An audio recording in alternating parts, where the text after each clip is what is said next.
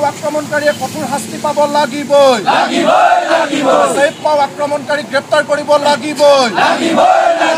Save পাও আক্ৰমণকাৰীক কঠোৰ শাস্তি প্ৰদান কৰিব লাগিবই আক্ৰমণকাৰীক ৰক্ষণাবেক্ষণ দিয়া অসম আৰক্ষী হাই হাই চেভ পাও আক্ৰমণকাৰীক ৰক্ষণাবেক্ষণ দিয়া অসম আৰক্ষী হাই হাই কৃষক মুক্তি সংগ্ৰাম সমিতিৰ বিক্ষোভ কাৰ্যসূচী কৃষক মুক্তি সংগ্ৰাম সমিতিৰ কেন্দ্ৰীয় উপ সভাপতি চেভ পাওক আক্ৰমণ কৰা দুৰ্বৃত্তক শীঘ্ৰে গ্ৰেপ্তাৰৰ দাবীত প্ৰতিবাদ সংগঠনটোৰ চেভ পাওক আক্ৰমণকাৰী দুৰ্বৃত্তক গ্ৰেপ্তাৰ কৰি কঠোৰ শাস্তি প্ৰদান কৰা আৰু মিচিং স্বায়ত্তশাসিত পৰিষদত চলি থকা দুৰ্নীতিৰ CBI তদন্তৰ দাবীত আজি ধেমাজি সদৰত কৃষক মুক্তি সংগ্ৰাম সমিতিৰ প্ৰতিবাদ দুৰ্নীতিৰ বিৰুদ্ধে মাত মাতিলে দাদাগিৰি কৰা নচলিব আক্ৰমণকাৰীক ৰক্ষণাবেক্ষণ দিয়া ৰমেশ পেগু ডাঙৰীয়া হাই হাই আক্ৰমণকাৰীক ৰক্ষণাবেক্ষণ দিয়া ভুৱন পেগু ডাঙৰীয়া হাই হাই আৰক্ষীৰ দাদাগিৰি নচলিব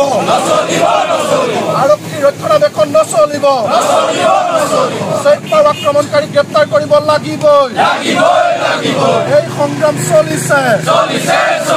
আক্ৰমণকাৰীক গ্ৰেপ্তাৰ নকৰালৈকে চলিবই চেভ পাৱে ন্যায় পাব লাগিবই চেভ পাৱে ন্যায় পাব লাগিবই অসম আৰক্ষী হাই হাই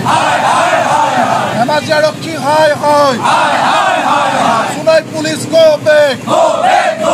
চেভ পাও আক্ৰমণকাৰীক গ্ৰেপ্তাৰ কৰিব নোৱাৰা আৰক্ষী হাই হাই চেভ পাও আক্ৰমণকাৰীক ৰক্ষণাবেক্ষণ দিয়া আৰক্ষী হাই হাই ধেমাজি প্ৰশাসন হাই হাই চেভ পাও আক্ৰমণকাৰীক গ্ৰেপ্তাৰ কৰিব লাগিবই আক্ৰমণকাৰীক ৰক্ষণাবেক্ষণ নচলিব আক্ৰমণকাৰীক ৰক্ষণাবেক্ষণ নচলিব এই সংগ্ৰাম চলিছে দুৰ্নীতিৰ বিৰুদ্ধে চলিছে দাদাগিৰিৰ বিৰুদ্ধে চলিছে একনায়কত্ববাদৰ বিৰুদ্ধে চলিছে জিন্দাবাদ আজি আমাৰ মূলতঃ দুটাই দাবী প্ৰথম কথা হৈছে আজি 4 দিন পূৰ্বে আমাৰ সতীৰ্থ কৃষক মুক্তি সংগ্ৰাম সমিতিৰ উপসভাপতি এগৰাকী মিচিং জনগোষ্ঠীটোৰ শক্তিশালী নেতা চেভ পাও ডাঙৰীয়াক 100জনীয়া এটা দুৰ্বৃত্তৰ দলে ঘৰৰ পৰা উঠাই নি আক্ৰমণ কৰিছে আৰু আক্ৰমণকাৰীয়ে বাৰে বাৰে কৈছে যে তুমি কিয় MSCৰ দুৰ্নীতিৰ বিৰুদ্ধে তথ্য বিচাৰিছা কিয় তুমি MSCৰ দুৰ্নীতিৰ বিৰুদ্ধে মাত মাতিছা সেই অপৰাধতে চেভ পাও ডাঙৰীয়াক ঘৰৰ পৰা উঠাই নি 100জনীয়া দুৰ্বৃত্তই প্ৰথমে জুনাই থানাৰ সমীপত আৰু তাৰ পাছত এটা নিৰ্জন জেগাত নি তেওঁক মাৰপিট কৰিছে আৰু আটাইতকৈ আচৰিত কথা সেই দুৰ্বৃত্তৰ দলটোৱে এনে অৱস্থাত মই ফটোবিলাক দেখুৱাইছো যেতিয়া চেভ পাও ডাঙৰীয়াক থানাত সমজাই দিছিল তাৰ এইবিলাক ফটো কি অৱস্থাত চেভ পাও ডাঙৰীয়া আক্ৰমণ কৰা হৈছে আপোনালোকে এই ফটোকেইখন চালে গম পাব এইগৰাকী চেভ পাও ডাঙৰীয়া এনেকৈ আক্ৰমণ কৰি 100জনীয়া দলটোৱে নিজকে আক্ৰমণকাৰী বুলি কয় মুমূৰ্খ অৱস্থাত চেভ পাওক জুনাই থানাত থৈ তেওঁলোক গুচি যাব পাৰিলে আৰক্ষীয়ে তেওঁলোকৰ ওপৰত কোনো ব্যৱস্থা নললে আৰু তেওঁলোকৰ একাংশই নিজকে মিচিং জনগোষ্ঠীয় সংগঠন TMPKৰ সদস্য বুলিও তেওঁলোকে দাবী কৰিছে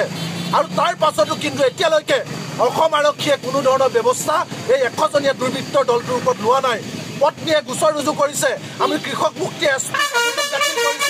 লিখিত অভিযোগ দাখিল কৰিছোঁ চেভ পাও ডাঙৰীয়াই নিজাকৈ 15জনীয়া দুৰ্বৃত্তৰ নাম উল্লেখ কৰি এজাহাৰ দাখিল কৰিছে যি দুৰ্বৃত্তৰ তালিকাত MSCৰ EM নৰেশ্বৰ কুম্বাং ডাঙৰীয়াৰ নামো আছে তাৰ পিছতো কিন্তু আৰক্ষীয়ে ব্যৱস্থা গ্ৰহণ কৰা নাই আমি মুখ্যমন্ত্ৰী ডাঙৰীয়াক সুধিব বিচাৰিছোঁ আমি দেখিছিলোঁ যে এইখন অসমত দুৰ্নীতিৰ বিৰুদ্ধে মাত মাতিলে ভুৱা গোচৰ ৰুজু কৰি কাৰাগাৰলৈ নিক্ষেপ কৰা হয় কিন্তু এই সকলো সীমা অতিক্ৰম কৰি এতিয়া দুৰ্নীতিৰ বিৰুদ্ধে মাত মতাৰ কাৰণে আমাৰ সতীৰ্থ চেভ পাও ডাঙৰীয়াক এনেকৈ মাৰি মাৰি কুবাই বস্তাত ভৰাই নদীত পেলাই দিয়া হৈছে কিয় ইয়াৰ পিছতো আপোনাৰ হুৱাকন চলিছে ইয়াৰ পিছতো আপুনি গৃহমন্ত্ৰী হৈ আছে ইয়াৰ পিছতো আপুনি অসমৰ মুখ্যমন্ত্ৰী হৈ আছে এই কি অসম মুলুকত তালিবানী ঘটনা সংঘটিত হৈছে এই অসম মুলুকত জঘন্য ঘটনা সংঘটিত হৈছে তাৰ পাছত মুখ্যমন্ত্ৰী মৌন থকাটোৱে কি বুজাইছে এই বুজাইছে যে আপোনালোকেও দুৰ্নীতিৰ অংশীদাৰ আপোনালোকে এই দুৰ্নীতি নিৰ্মূল হোৱাটো নিবিচাৰে এই দুৰ্নীতিৰ ভাগ যে দিছপুৰলৈকে যায় মুখ্যমন্ত্ৰী নীৰৱতাই তাকে প্ৰমাণ কৰিছে গতিকে মুখ্যমন্ত্ৰী ডাঙৰীয়া অনতি বিলম্বে আমাৰ চেভ পাও আক্ৰমণকাৰী 100জনীয়া দলটোক যদি গ্ৰেপ্তাৰ নকৰে তেতিয়াহ'লে আমি যিকোনো পৰ্যায়লৈ যাবৰ কাৰণে বাধ্য হ'ম অপৰাধী যোনেই নহওক লাগিলে যিমান ডাঙৰ নেতা নহওক যি জনগোষ্ঠীৰ নেতা নহওক লাগিলে আক্ৰমণকাৰী অপৰাধী তেওঁলোক ভগৱান আল্লাহ খুদা হ'লেও গ্ৰেপ্তাৰ কৰিব লাগিব। এই কথা স্পষ্ট। আমাৰ নেতাক আক্ৰমণ কৰাৰ অধিকাৰ ক'ত পালে? আৰু ৰণোজ পেগু ডাঙৰীয়া, ভুৱন পেগু ডাঙৰীয়া, আপোনালোক সাৱধান হওক। কেঁচু খান্দোতে সাপ ওলাব। চৈয়দ পাও ডাঙৰীয়াই কেৱল 2 নং জোনাই পৰিষদীয় সমষ্টি এটা সৰু তথ্য বিচাৰিছিলে, তাৰ পাছত তেওঁক যি আক্ৰমণ কৰা হ'ল, ইয়াৰ প্ৰতিবাদ হিচাপে আমি MSCত ঘটি থকা দুৰ্নীতি CBI তদন্তৰ কাৰণে আগবাঢ়িম। CBI তদন্তৰ দাবী জনাইছোঁ। আপোনালোক সাৱধান হওক। আপোনালোকে বহুত লুটিলে নিজৰ জনগোষ্ঠীৰ মানুহক এনেকৈ আক্ৰমণ কৰি নদীত পেলাই দিবৰ কাৰণে উচতনি দিছে। এই কথা আমি কেতিয়াও সহ্য নকৰোঁ। স্পষ্ট কথা।